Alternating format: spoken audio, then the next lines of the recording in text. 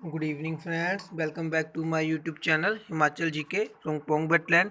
दोस्तों, इस वीडियो में हम इंडिया जीके के प्रश्न डिस्कस करेंगे। तो चलिए शुरू करते हैं। पहला प्रश्न है हमारे पास 143।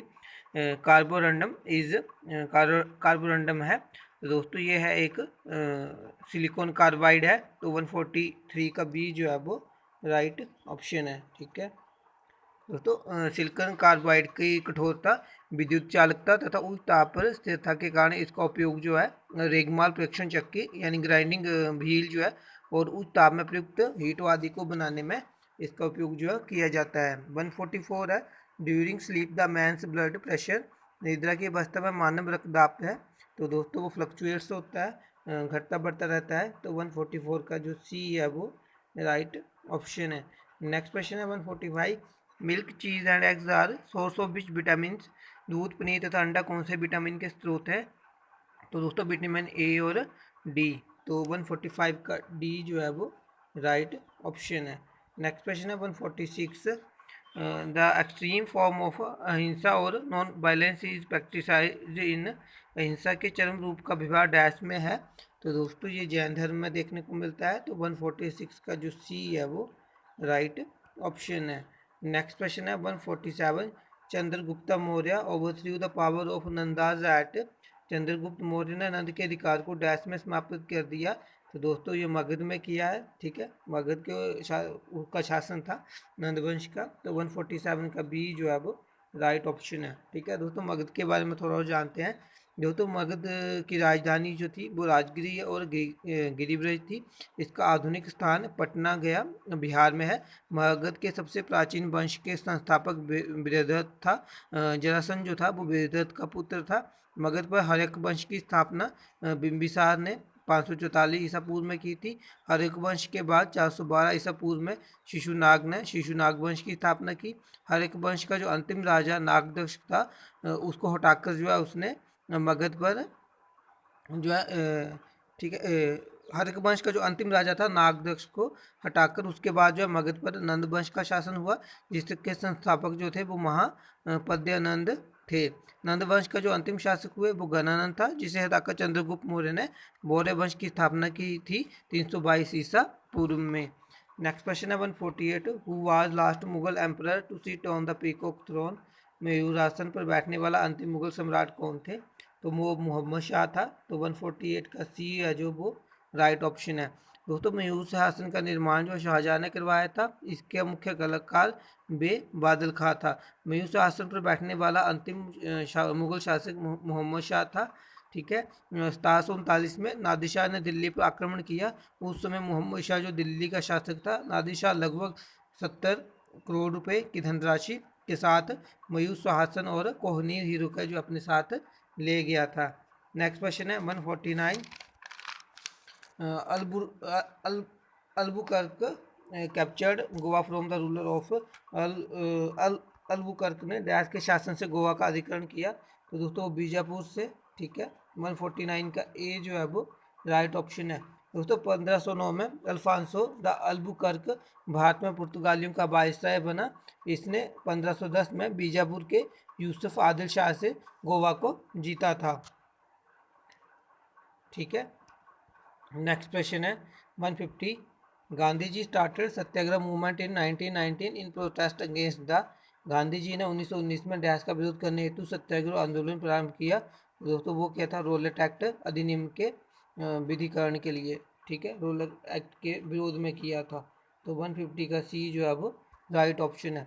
दोस्तों 19 मार्च 1919 को रोलेट एक्ट लागू किया गया। इसके अनुसार किसी भी संदेहास्पद व्यक्ति को बिना मुकदमा चलाए गिरफ्तार किया जा सकता है, परंतु उसके लिए उसके विरुद्ध जो है ना कोई अपील, ना कोई दलील और ना कोई वकील किया जा सकता था। गांधी जी ने इस कानून के विरुद्ध 6 अप्रैल 1919 को देशव्यापी हड़ताल करवाई थी। 151 है। The first Indian council act was passed in. प्रथम भारतीय परिषद अधिनियम डैश में पारित हुआ। तो दोस्तों ये हुआ था ऑप्शन सी 1861 में। ठीक है दोस्तों, लॉर्ड कैनी के कार्यकाल में 1861 में इंडियन काउंसिल एक्ट पारित हुआ था तथा पोर्टफोलियो प्रणाली जो है लागू की गई थी। और दोस्तों इसी वर्ष जो है कैनिंग के कार्यकाल के दौरान जो है वो भारत में प्रथम उच्चतम न्यायालय की स्थापना भी की गई थी। 152 है।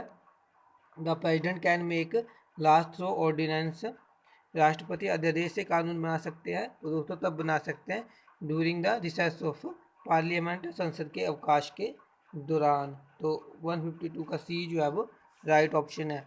ठीक है दोस्तों, संसद के स्थगन के समय अनुच्छेद 123 के तहत अध्यादेश जारी कर सकते हैं। ठीक है, भारत के राष्ट्रपति, जिसका प्रभाव संसद के अधिनियम के समान होता है। इसका प्रभाव संसद सत्र के शुरू होने के 6 सप्ताह तक रहता है, परंतु राष्ट्रपति राज्य सूची के विषय पर अध्यादेश जारी नहीं कर सकते। जब दोनों सदन सत्र में होते हैं तब राष्ट्रपति को ये शक्ति नहीं होती। 153 है, the vice president is eligible for re election Y, उपराष्ट्रपति डैश से पुनर्निर्वाचन के पात्र है, तो कन्वेक्शन इसका राइट ऑप्शन दिया है, सम्मेलन से। ठीक है, सम्मेलन में पुनर्विचार के करके। तो 153 का बी जो है वो राइट ऑप्शन है। नेक्स्ट क्वेश्चन है 154, 8th 5 year plan covered which period, 8वीं पंचवर्षीय योजना की काल अवधि क्या थी? तो ये दोस्तों ये थी 1992 से 1997 के लिए। तो 154 का डी जो है वो राइट ऑप्शन है। 155 है, the national adult education programme was launched on, राष्ट्रीय वयस्क शिक्षा कार्यक्रम का आरंभ डैश को हुआ था? दोस्तों ये हुआ था 2 अक्टूबर 1978 को। तो 155 का सी जो है वो राइट ऑप्शन है। 156 है, the goals of monetary policy do not include, आर्थिक नीति के लक्ष्य में सम्मिलित नहीं है। तो दोस्तों मैक्सिमम टैक्स रेवेन्यू, अधिकतम कर आगम जो है वो इसमें नहीं है, मॉनेटरी पॉलिसी में, आर्थिक नीति में। तो 156 का बी जो है वो राइट ऑप्शन है। 157 है, सोलर एक्लिप्स अकर्स व्हेन, सूर्य ग्रहण घटित होता है, ये कब होता है? तो दोस्तों ये जब होता है जब moon comes between sun and earth, जब चंद्रमा जो है सूर्य और पृथ्वी के बीच में आता है। तो 157 का सी जो है वो राइट ऑप्शन है। ठीक है, नेक्स्ट क्वेश्चन है 158, increase in carbon dioxide and atmosphere causes, वायुमंडल में कार्बन डाइऑक्साइड का बढ़ना डैश का निमित्त बनता है? तो दोस्तों इसके कारण जो है पृथ्वी के तापमान बढ़ता है, राइज इन अर्थ टेम्परेचर। तो 158 का ए जो है वो राइट ऑप्शन है। 159 है, विच current of the Pacific ocean, कौन सी प्रशांत महासागर की धारा है? तो दोस्तों क्रोएशिया करंट जो है, ठीक है, वो महासागर की धारा है। तो 159 का सी जो है वो राइट ऑप्शन है। 160 है, the smallest country in south America is, दक्षिण अमेरिका का सबसे छोटा देश है, तो दोस्तों वो सूरीनाम है। तो 160 का जो बी है वो राइट ऑप्शन है। नेक्स्ट क्वेश्चन है 161, which of following state UT touches the boundary of 4 Nations, निम्नलिखित में से कौन सा राज्य संघ प्रदेश 4 देश की सीमा को छूता है? तो दोस्तों वो जम्मू कश्मीर है। तो 161 का डी जो है वो राइट ऑप्शन है। दोस्तों इसमें पाकिस्तान आता है, अफगानिस्तान है, तिब्बत है और सिक्यांग है। ठीक है, तो तिब्बत और सिक्यांग जो है ये दोनों अब चीन के जो है अधिकृत हैं। ठीक है, चीन ने इन पर जो है कब्जा कर रखा है। तो नेक्स्ट क्वेश्चन है 162 और लास्ट प्रश्न है इस वीडियो का, lignite is found in India in, Bharat में डैश में भूरा कोयला लिग्नाइट पाया जाता है? दोस्तों ये नई वैली में पाया जाता है। तो 162 का डी जो है वो राइट ऑप्शन है।